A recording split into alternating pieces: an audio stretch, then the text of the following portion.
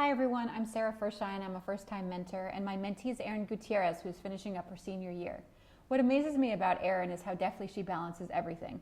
She is passionate about social and educational equality. She is a musician who happens to be a yearbook editor. She has taught me about Filipino balikbayan boxes and what it's like to work at Trader Joe's alike. In December, Erynn was accepted at Tufts. I am so very proud of her, and I'm so excited for this community to get to know her. Is there an extent to which a friendship can last? In this fictionalized letter, I explore what happened to some of my middle school friendships that dissolved once high school started.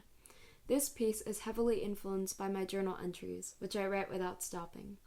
And if you were to see this in a Google Doc, you'd see all sorts of intentional crossouts. And that's because I want to stay true to the nature of letter writing.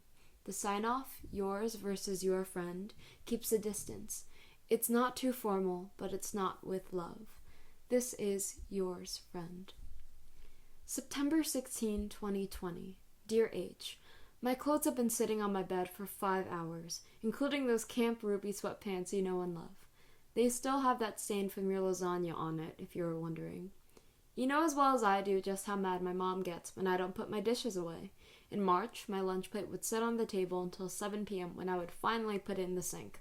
I could almost hear my mom yelling at me all those years ago on our FaceTime calls, when we'd eat dinner and talk for hours about the latest episode of Girl Meets World, and cringy memes, and our moms nitpicked over our grades, and boys, and potential Manhattan trips, and boys. Speaking of, a One Direction meme came up on my feed the other night. Something about Zayn, Liam, Louis, Niall, and Harry all being spotted on the same street on separate occasions. One Direction into 5 different directions. Classic joke, really. But seeing it made me a little mad. How is it that such a tight-knit band could follow their swing? There was nothing wrong with their friendship, or at least I thought so.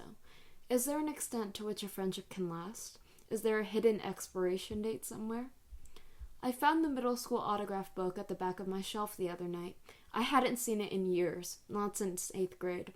I opened it right to Gabe's page, which read, "Been a cool 3 years, Ren. KIT. I never needed to say anything as boring as and artificial as keep in touch, because we were us, Riley and Maya from Girl Meets World. We were going to peruse the streets of Manhattan after school and bump into One Direction on their way to their concert, too.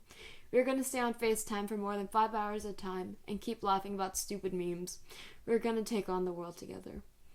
I don't know how I felt after seeing your face in English class last week. Sometimes I still think back to that time in the caf in 6th grade when we were studying for our Spanish test and comparing our lunches when you knocked over your lasagna onto my pants. No sweat though, because we laughed till our abs couldn't take it anymore. Yours, E.